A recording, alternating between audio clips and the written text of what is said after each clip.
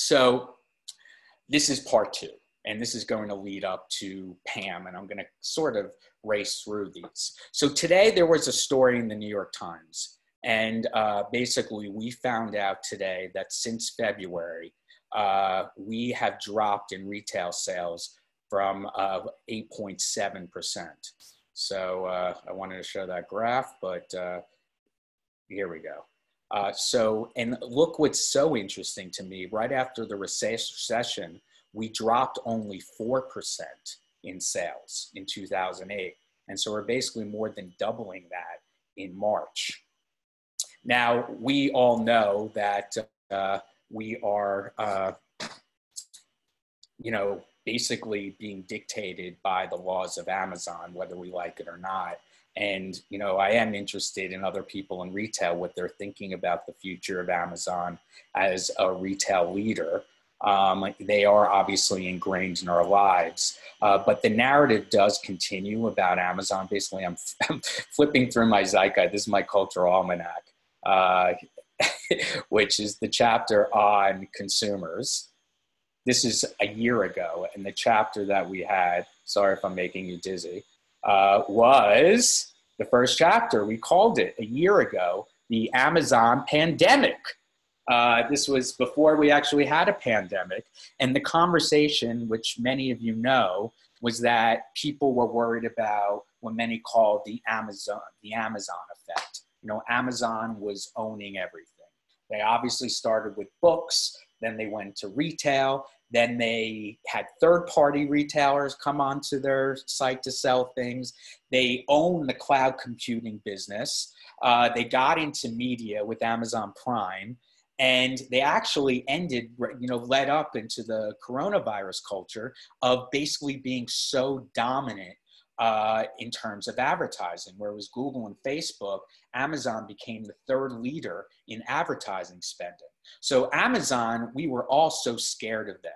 And, we were hoping that legacy retail brands and others like Walmart, which has been doing okay, which has been doing well now, and other direct-to-consumer brands would be able to compete with them. But unfortunately, right now, we're seeing that many direct-to-consumer brands are being challenged.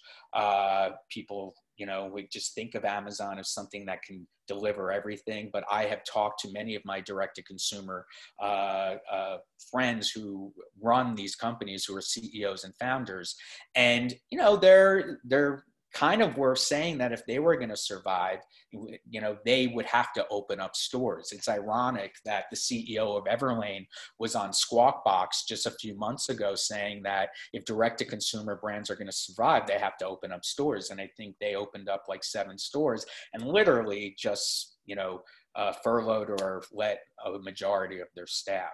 So, that is one part of the retail conversation that I've been learning. We also know that, was the other stores besides Amazon that are doing pretty well right now are only the Titans. You got Amazon, you have Walmart, you have Target, and you have Costco, which, by the way, when we speak to Pam, those are a lot of your partners. So I'm curious about those kind of conversations that you're having with them. And, the other smaller, like mid-tier, like that have been in the malls, like Sears and JCPenney's and Neiman Marcus and J. Crew.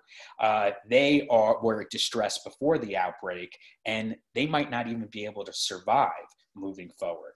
So the other thing about Amazon, because customer spending on Amazon is up 35% compared with the same period of last year.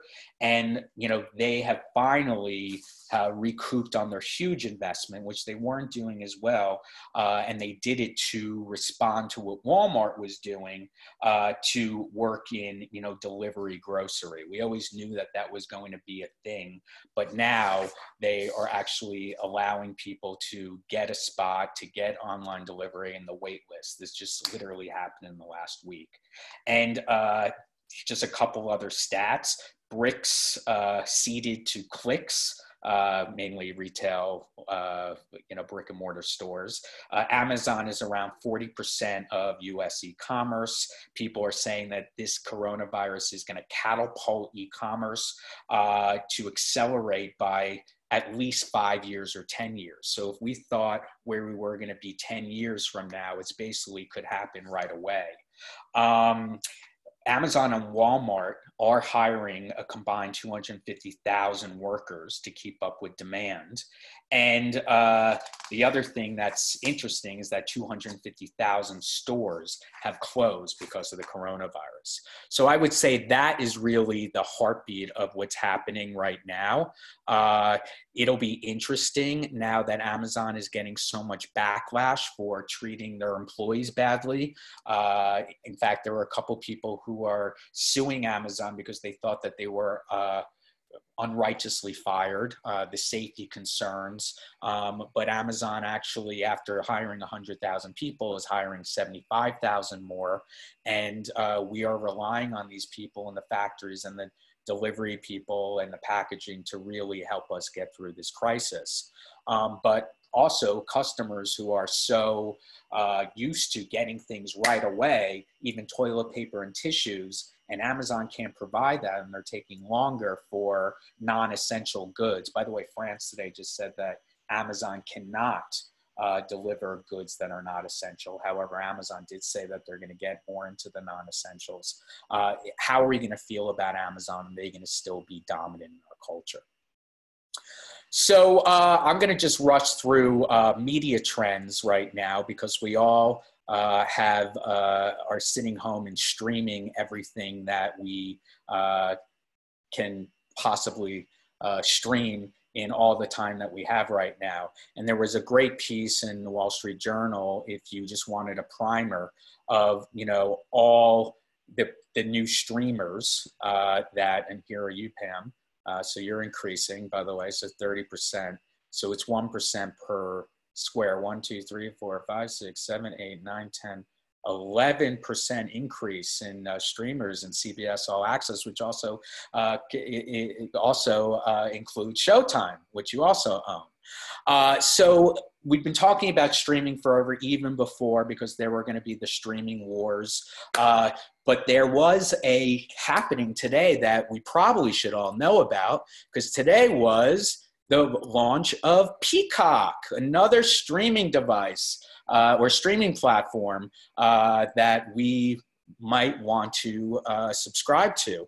Now, the thing about Peacock, unlike the other streaming platforms, is that they are allowing ad sponsors and have even though there's a lower ad load, which means the space or the time to put advertising in it, it's very, very ad friendly for brands, especially now when brands are obviously spending less on advertising.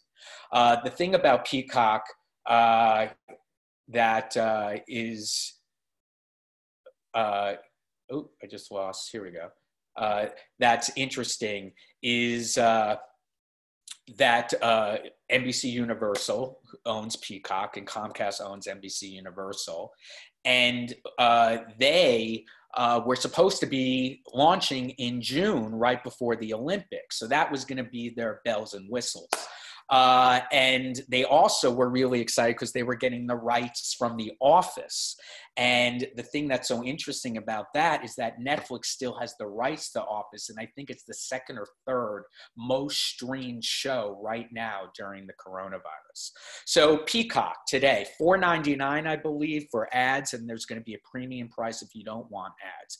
But that is the new platform that will be on people's radar after last week, which was Quibi, which is Jeffrey Katzenberg. And, oh, this is an example of a Quibi show. This is the honorable judge today. The people are real, the cases are real, and the judgments are legally binding. I'm fully naked underneath. I think that's the hardest part about being a judge. It's so hot. This is Chrissy's court.